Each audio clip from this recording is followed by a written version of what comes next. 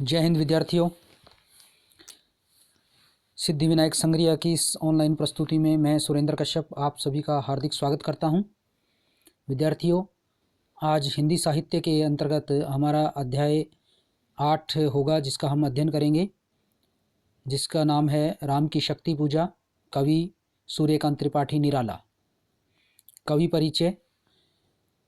कवि सूर्यकांत त्रिपाठी निराला का जन्म 21 फरवरी 1896 की बसंत पंचमी के दिन मेदिनीपुर पश्चिम बंगाल में हुआ।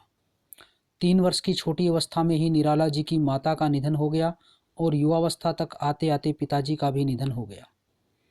निराला का संपूर्ण जीवन संघर्ष में रहा। इलाहाबाद से निराला जी की कई स्मृतियां जुड़ी रही। निराला जी का निधन 15 अक्टूबर 1971 ईस्वी को हुआ। छायावादी युग के प्रमुख स्तंभों में से एक निराला हिंदी में मुक्त छंद के प्रवर्तक माने जाते हैं।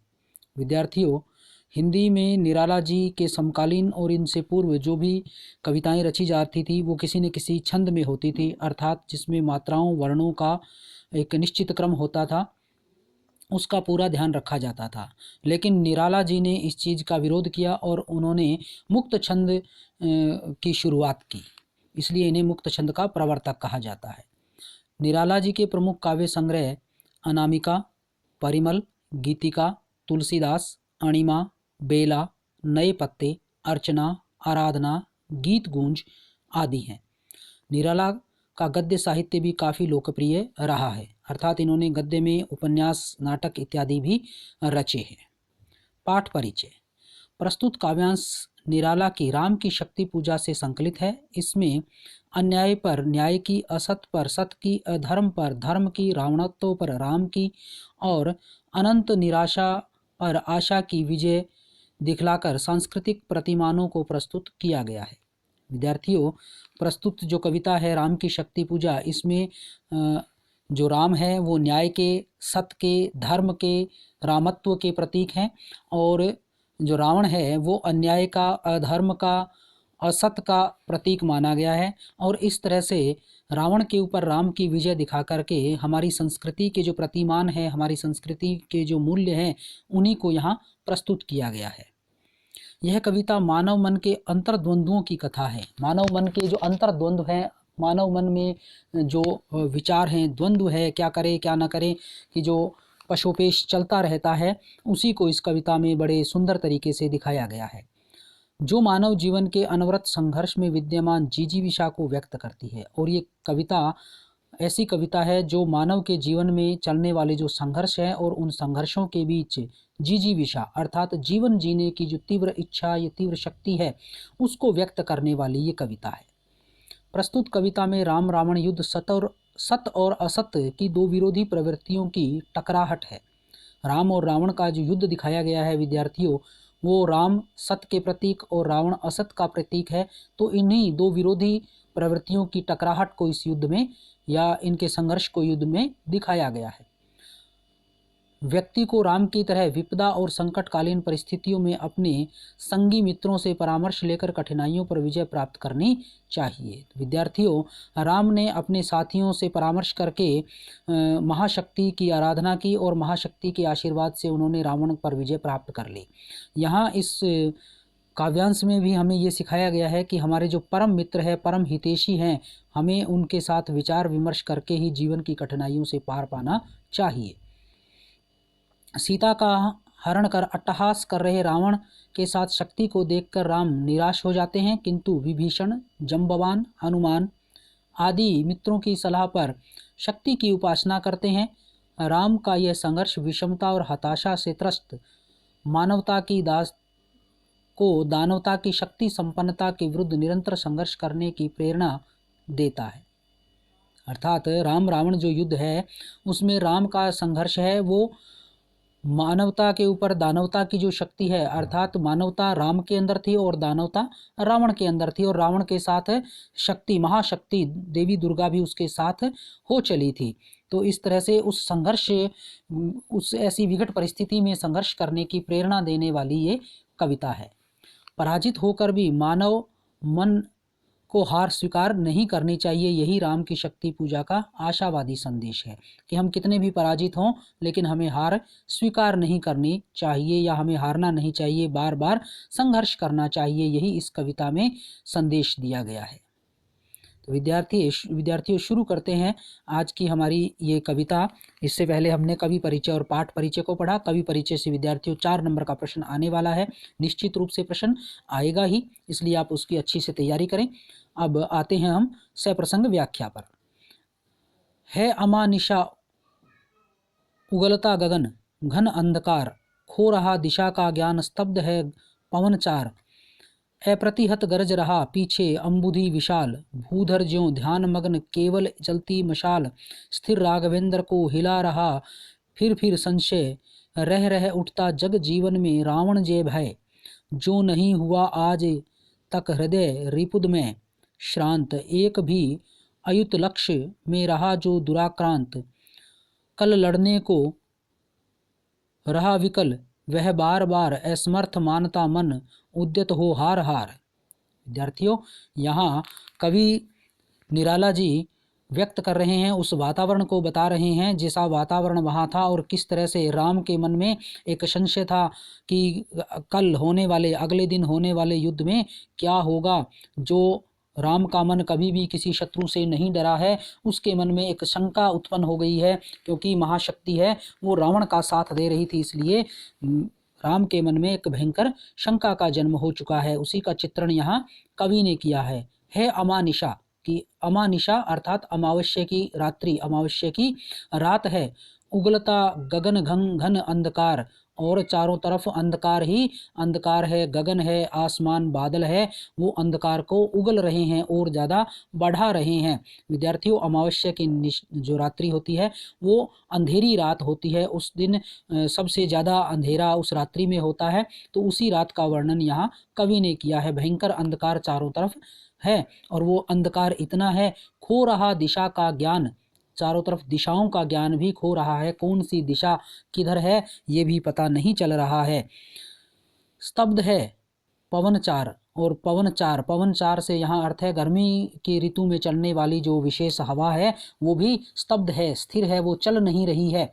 अप्रतिहत गरज रहा पीछे अंबुधि विशाल, अंबुधि अर्थात सागर, कि वहाँ जहाँ राम खड़े हैं वहाँ उनके पीछे एक विशाल समुद्र है, अप्रतिहत, जिसे रोका ना जा सके, जिसे पराजित ना किया जा सके, ऐसा अंबुधि, ऐसा महासागर है। वो गरज रहा है अर्थात उसकी लहरों से गर्जना हो रही है। वो विशाल सागर है, अपनी लहरों से अपनी शक्ति को प्रदर्शित कर रहा है। भूधर ज्यों ध्यान मगन केवल जलती मिसाल, और धरती भी ऐसी लग रही है जैसे कि वो ध्यान में मग्न हो। भूधर भूमि, धरा या धरातल, धरती वो है, इस तरह से लग रही है जैसे ध्यान में मग्न हो। केवल जलती मशाल, और वहाँ केवल एक मशाल है वो जल रही है। स्थिर राघवेंद्र को हिला रहा फिर भी संशय, सब कुछ स्थिर है, राघवेंद्र अर्थात राम स्वयं है वो स्थिर है, लेकिन फिर भी उनको उनके मन का संशय, जो आशंका उनके मन में है वो उन्हें हिला रही है। रह उठता जग जीवन में रावण जय भय, उनके मन के अंदर, उनके मन में बार बार ये भाव उठ रहा है कि इस जग जीवन में, सांसारिक जीवन में कल हो सकता है रावण जय भय, रावण की जय का, रावण की विजय का भय उन्हें सता रहा है। रावण जय, रावण के विजय होने का भय, डर उन्हें सता रहा है। जो नहीं हुआ आज तक हृदय रिपुद में श्रांत, कि जो कभी आज तक नहीं हुआ, अर्थात भगवान राम का हृदय कभी भी रिपुद में, अर्थात रिपु के, शत्रु के भय से कभी आश्रांत नहीं हुआ, अर्थात विचलित नहीं हुआ। वह मन आज विचलित हो रहा है। एक भी अयुत लक्ष्य में रहा जो दुराक्रांत, और यह इनका मन, भगवान राम का मन है वो अयुत, हजारों लक्ष्य, लाखों, हजारों लाखों अवसरों पर भी दुराक्रांत, अर्थात कभी भी आक्रांत नहीं हुआ, कभी भय जिसमें नहीं आया। कल लड़ने को रहा विकल वह बार बार, लेकिन कल जो युद्ध होने वाला है उसको सोच करके, उसके बारे में विचार करके वो बार बार व्याकुल हो रहा है। असमर्थ मानता मन उद्यत हो हार हार, और उनका मन असमर्थ हो रहा है अपनी जीत के प्रति। राम के मन में बार बार ऐसा आ रहा है कि कल उनकी हार होने वाली है, कल वे हार जाएंगे। विद्यार्थियों, विशेष की बात करें तो राम के मन का जो अंतर्द्वंद्व है उसका सुंदर चित्रण इसमें किया गया है। रावण की शक्ति को देखकर राम अपनी जीत पर संदेह प्रकट कर रहे हैं। तत्सम शब्दावली साहित्यिक जो प्रभावपूर्ण खड़ी बोली का प्रयोग किया गया है। इसके साथ ही छायावादी काव्य का उत्कृष्ट उदाहरण इसे माना गया है और इसके अलावा उत्प्रेक्षा अलंकार और अनुप्रास अलंकार का भी प्रयोग इसमें किया गया है। दूसरा पद्य है विद्यार्थियों, कुछ क्षण तक रहकर मौन सहज निज कोमल स्वर, बोले रघुवीर मित्रवर विजय होगी न समर, यह नहीं रहा नर वानर का, राक्षस से रण उतरी पा महाशक्ति, रावण से आमंत्रण अन्याय जिधर है उधर शक्ति, कहते छल छल हो गए नयन, कुछ बूंद पुनः ढलके दृग्जल रुक गया कंठ। अब विद्यार्थियों, भगवान राम है वो अपनी विजय के प्रति आशान्वित नहीं है, उन्हें नहीं लगता कि उनकी विजय होगी, तो वो कुछ क्षण मौन रहे और फिर अपने कोमल स्वर में अपने साथियों को संबोधित करते हुए कहते हैं। वो क्या कह रहे हैं उसी का चित्रण यहाँ कवि ने किया है। कवि कहता है कि कुछ क्षण रहकर मौन सहज निज कोमल स्वर, भगवान है राम, वो अपने कोमल स्वर में कुछ क्षण मौन रह करके अपने कोमल स्वर में अपने साथियों से बोले, बोले रघुमणि मित्रवर विजय होगी न समर, कि हे मित्रों हमारी विजय न होगी, न समर यह नहीं रहा नर वानर का, कि यह जो समर है ये युद्ध है, ये नर और वानर का राक्षस से युद्ध नहीं है, बल्कि रण उतरी पा महाशक्ति रावण से आमंत्रण। इस रण के अंदर, इस युद्ध के अंदर महाशक्ति है, वो रावण से आमंत्रण पाकर के, रावण का आमंत्रण स्वीकार करके उनके साथ इस युद्ध में शामिल हो गई है। अब ये युद्ध केवल नर वानर और राक्षसों का युद्ध नहीं रह गया है, बल्कि इसमें तो स्वयं देवता ही आ चुके हैं, स्वयं महाशक्ति इसके अंदर शामिल हो चुकी है। इसलिए यह कोई साधारण युद्ध नहीं रहा है। इसलिए हमें हमारी जो विजय है उसमें मुझे संदेह हो रहा है। इस तरह का संदेह जो राम है, भगवान राम है, वो अपने साथियों के समक्ष प्रस्तुत करते हैं। राम कहते हैं, अन्याय जिधर है उधर शक्ति, कि हे साथियों जिस तरफ अन्याय है महाशक्ति भी उधर ही चली गई है। अर्थात रावण है वो अन्याय का प्रतीक है और महाशक्ति उसी का साथ दे रही है, उसका आमंत्रण पाकर उसके साथ हो ली है। कहते कुछ छल छल हो गए नयन, कुछ बूंद पुनः ढलके दृग्जल रुक गया कंठ।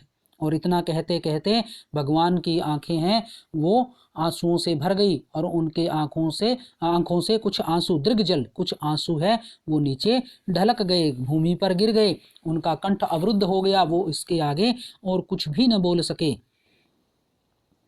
तो विशेष है कि महाशक्ति अन्यायी रावण के साथ है, यह देखकर राम व्यथित हो गए हैं।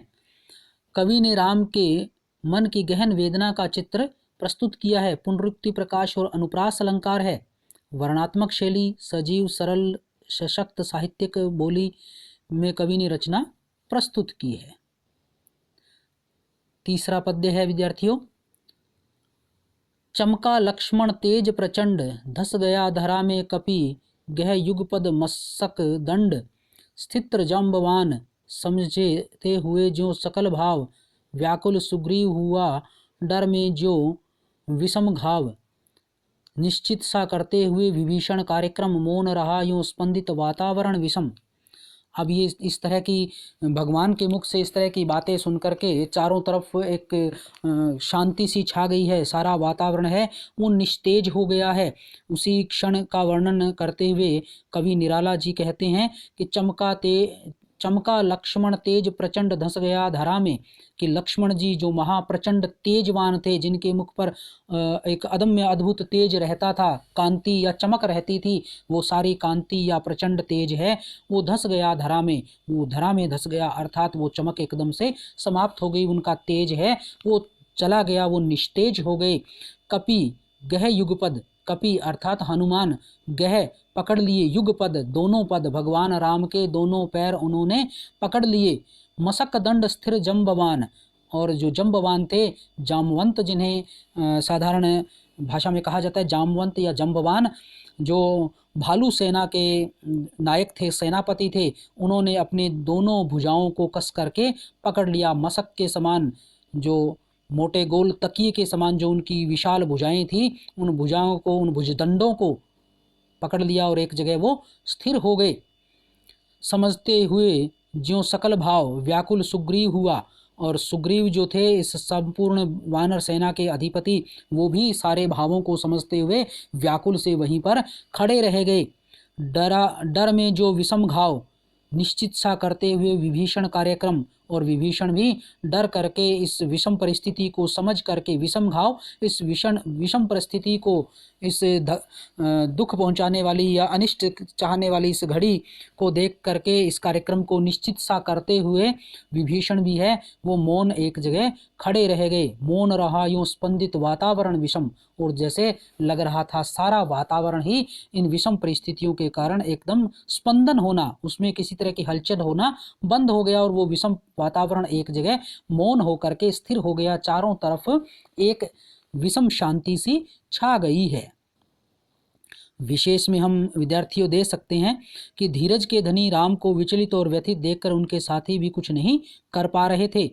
कवि ने वातावरण की विषमता से राम के सभी साथियों को प्रभावित दिखाया है, अर्थात राम विचलित थे, इसके कारण सभी साथी हतप्रभ एक जगह स्थिर से रह गए, ऐसा कवि ने दिखाया है। भाषा तत्सम शब्दावली से युक्त साहित्यिक खड़ी बोली है। शैली चित्रात्मक और कविता प्रबंध शैली में रचित है। अगला चौथा पद है विद्यार्थियों, निज सहज रूप में संयत हो जानकी प्राण बोले, आया न समझ में यह देवी विधान, हरण अधर्मरत भी अपना मैं हुआ यह पर रहा, यह रहा शक्ति का खेल समर शंकर शंकर, करता मैं योजित बार बार शरणी कर निश्चित, हो सकती जिससे यह संस्कृति संपूर्ण विजित, जो तेज पुंज सृष्टि की रक्षा का विचार है, जिसमें निहित पतन घातक संस्कृति अपार। अब इस तरह के विषम वातावरण को देख करके, चारों तरफ मौन छाए हुए देख करके राम अपने आप को संयमित करते हुए पुनः से अपने साथियों को संबोधित करते हैं। तो विद्यार्थियों, राम कहते हैं अपने साथियों को कि कवि लिखता है इसके लिए, निज सहज रूप में संयत हूँ जानकी प्राण। जानकी प्राण अर्थात भगवान राम, माता जानकी के प्राण भगवान राम अपने आप को सहज संयत करते हुए, संयमित करते हुए, अपने आप पर नियंत्रण प्राप्त करते हुए बोलते हैं, आया न समझ में यह देवी विधान, कि यह देवी का विधान है, देवी का जो ये नियम है ये मुझे समझ में नहीं आया कि देवी ने ऐसा क्यों किया है। रावण अधर्मरत भी, कि रावण है वो अधर्मरत है, अधर्म कर रहा है, नियम के विरुद्ध या अन्याय का काम कर रहा है, और मैं अपना मैं हुआ अपर, कि मैं उनका अपना हूँ, मैं देवी का अपना हूँ, वो मुझे अत्यंत स्नेह करती हैं, लेकिन फिर भी मैं अब उनके लिए पराया हो गया हूँ। यह रहा शक्ति का खेल, यह कैसा शक्ति का, उस महाशक्ति का यह कैसा खेल रहा है। समर शंकर शंकर, इस समर में, इस भयंकर युद्ध में शंकर शंकर, शंकर को, भगवान शंकर को स्मरण करते हुए, करता मैं योजित बार बार शरणी कर निश्चित, मैं बार बार अपने तरकश में रखी हुई शरणी कर तीक्ष्ण बाण, शरणी कर तीक्ष्ण बाण को अपने धनुष पर चढ़ाता आया हूँ, योजित उसे धनुष पर चढ़ाता आया हूँ। निश्चित हो सकती है जिसे यह संस्कृति संपूर्ण विजित, और वह मेरे बाण ऐसे हैं। कवि राम, भगवान राम के मुख से कह रहा है कि राम कहते हैं कि यह मेरे जो बाण हैं वो ऐसे हैं कि निश्चित हो सकती है जिससे यह संस्कृति संपूर्ण विजित, यह सारी संस्कृति, पूरी प्रकृति, संपूर्ण सृष्टि है, उसे विजय किया जा सकता है, ऐसे मेरे तीक्ष्ण बाण हैं। ओ तेज पुंज सृष्टि की रक्षा का विचार, और वो बाण ऐसे हैं जो तेज के पुंज है, उसमें अप्रतिम तेज है, और जिससे इस संपूर्ण सृष्टि की रक्षा का विचार भी उनमें है। अर्थात वो बाण ऐसे हैं जिन बाणों से सृष्टि को नष्ट न किया जाए, बल्कि सृष्टि की रक्षा के लिए जिनका प्रयोग किया जाए, ऐसे मेरे वो बाण हैं, है जिनमें निहित पतन घातक संस्कृति अपार, और वो ऐसे बाण हैं जिसमें पतन पर घात करने वाली संस्कृति भरी हुई है, उन बाणों के अंदर पतन पर वार करने वाली संस्कृति भरी हुई है। अर्थात राम कहते हैं कि मेरे पास इतनी शक्ति है कि मैं रावण को या विश्व की, दुनिया की, इस सृष्टि की कोई भी बड़ी से बड़ी शक्ति है उस पर मैं पार पा सकता हूँ, लेकिन महाशक्ति के रावण की तरफ हो जाने से यह ऐसा संभव नहीं हो पा रहा है। महाशक्ति का सहयोग रावण को प्राप्त होने से जीतना संभव नहीं हो रहा है। राक्षस और अधर्मी रावण महाशक्ति का अपना बन गया है और राम अपने होकर भी पराये हो गए हैं, ऐसा इसमें दिखाया गया है। भाषा भावाभिव्यक्ति में सफल साहित्यिक खड़ी बोली है। अनुप्रास तथा पुनरुक्ति प्रकाश अलंकार है। शैली प्रबंधात्मक है। अगले पद्य पर पहुंचे विद्यार्थियों, तो अगला पद्य है, कह हुए भानुकुल भूषण वहाँ मौन क्षण भर, बोले विश्वस्त कंठ से जाम्बवान रघुवर, विचलित होने का नहीं देखता मैं कारण, हे पुरुष सिंह तुम भी यह शक्ति करो धारण, आराधन का दृढ़ आराधन से दो उत्तर, तुम वरो विजय संयत प्राणों से प्राणों पर, रावण अशुद्ध होकर भी यदि कर सकता त्रस्त, तो निश्चय तुम हो सिद्ध करोगे उसे ध्वस्त, शक्ति की करो मौलिक कल्पना करो पूजन, छोड़ दो समर जब तक न सिद्धि हो रघुनंदन। अब यहाँ जो जम्बवान हैं वो भगवान राम से कहते हैं कि हे ईश्वर, हे भानुकुल भूषण, अर्थात सूर्य वंश के भूषण, सुंदर आभूषण सर्वोत्तम राम, आप मेरी बात सुनिए।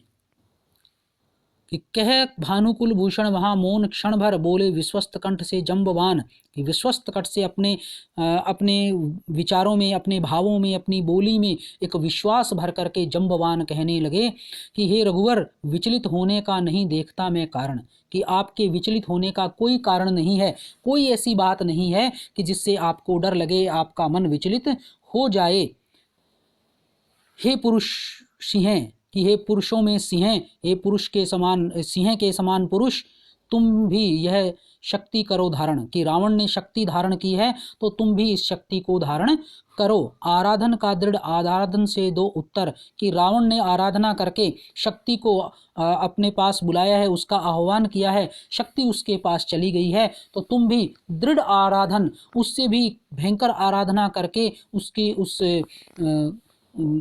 उत्तर दो तुम, उसका जो तुम्हारे सामने जो विजय का प्रश्न खड़ा हुआ है, उस विजय के प्रश्न का तुम अपनी आराधना से उत्तर दो। तुम वरो विजय संयत प्राणों से प्राणों पर, कि तुम संयत होकर अपने प्राणों से उन प्राणों को, अर्थात महाशक्ति को तुम अपने यहाँ बुला लो, तुम उसका वर्ण कर लो, तुम वरो उसे वर्ण कर लो।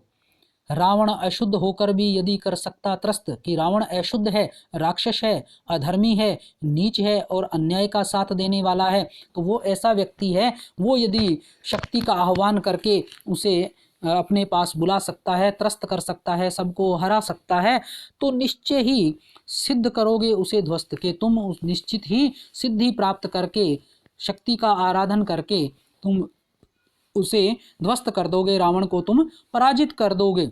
शक्ति की करो मौलिक कल्पना, कि तुम मौलिक कल्पना करो, अर्थात शक्ति का आराधन करो, उसकी पूजा करो, उसको पूजन छोड़ दो समर जब तक न सिद्धि हो रघुनंदन, के हे रघुनंदन, हे रघु के नंदन श्री राम, तब तक तुम युद्ध के बारे में बिल्कुल भी न सोचो, युद्ध भूमि को छोड़ दो, त्याग दो इसे, जब तक कि तुम्हें सिद्धि प्राप्त न हो जाए, जब तक कि तुम्हें वो देवी प्राप्त न हो जाए, तब तक तुम उस शक्ति को बिल्कुल भी याद न करो।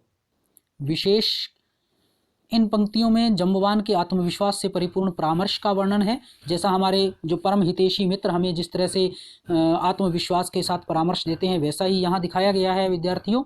जम्बवान धीर गंभीर है तथा राम के मन से निराशा को दूर करना चाहते हैं। आशावाद का प्रबल संदेश है। भाषा संस्कृत निष्ठ शुद्ध साहित्यिक खड़ी बोली है। ओज गुण है, वीर रस है, अनुप्रास, रूपक इत्यादि अलंकारों का भी प्रयोग हुआ है। तो विद्यार्थियों, यहाँ हमने पहले 5 काव्यांशों का अध्ययन कर लिया है। शेष पाठ हम अगले भाग में करेंगे। तो यह सत्र हमारा यहीं हम समाप्त करते हैं। इसकी PDF आपको डिस्क्रिप्शन में लिंक में मिल जाएगी, तो आप विस्तार से इसकी व्याख्या और प्रश्न उत्तर वहां से डाउनलोड कर पाएंगे। मिलते हैं अगले सत्र में, तब तक के लिए धन्यवाद।